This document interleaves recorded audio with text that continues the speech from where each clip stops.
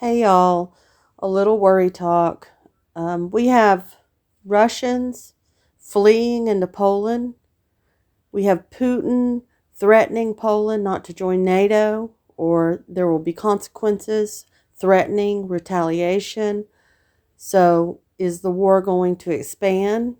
We have Ukraine people living underground trying to avoid being killed.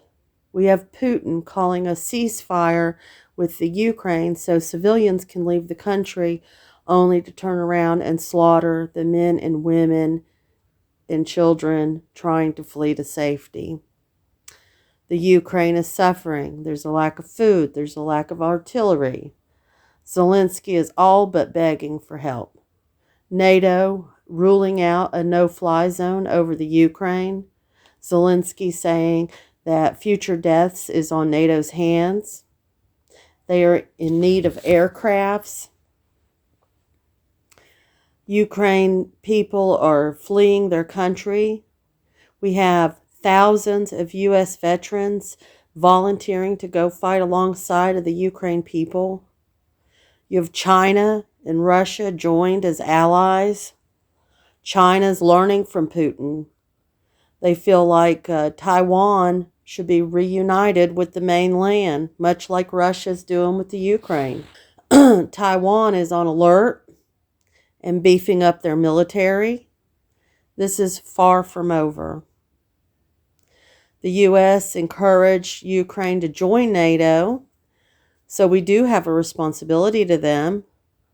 That's one reason that Putin is really against the U.S. The Biden administration knew that it would anger Russia. We all know Biden signed a green bill to shut down the Keystone pipeline. They want us to use electric cars and do away with fossil fuel. Instead of swallowing his pride and opening the Keystone pipeline back up and amping up drilling in Alaska and Texas, he's looking to Saudi Arabia, Venezuela, and Iran. We would be more dependent on countries who absolutely hate the United States. We have enough fuel right here in the United States to not only supply us for 100 years, but all of our allies. We are looking weak.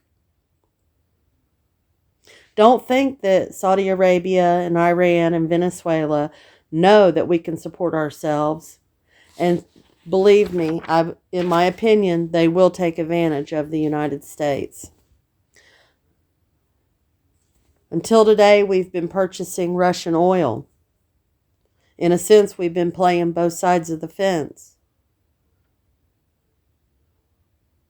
We're not going to import Russian oil now, but the rest of our allies and other countries aren't in a position to do that. Instead of fueling ourselves, he's going to look to our enemies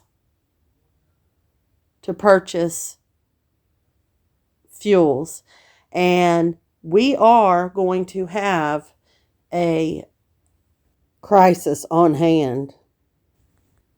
Well, of course, gas is going to be higher, but food's going to be higher. Everything is going to be higher. Everything. They want us to own electric cars, but we can barely pay for the gas. In California, it's $7 a gallon right now. The Biden administration just released the 20th hijacker of 9/11 from Guantanamo Bay, sent back to Saudi Arabia. He's a terrorist. And I wonder if that has anything to do with his upcoming trip to Saudi Arabia in the spring. Possibly upcoming trip. Right now, New York City is on high alert for a cyber attack from Russia. Putin has threatened us with cyber attacks and nuclear attacks.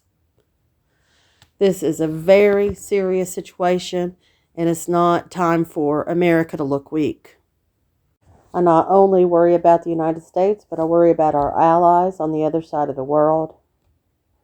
We are closer to this war physically than we realize. Let's all be in prayer. Talk to you soon.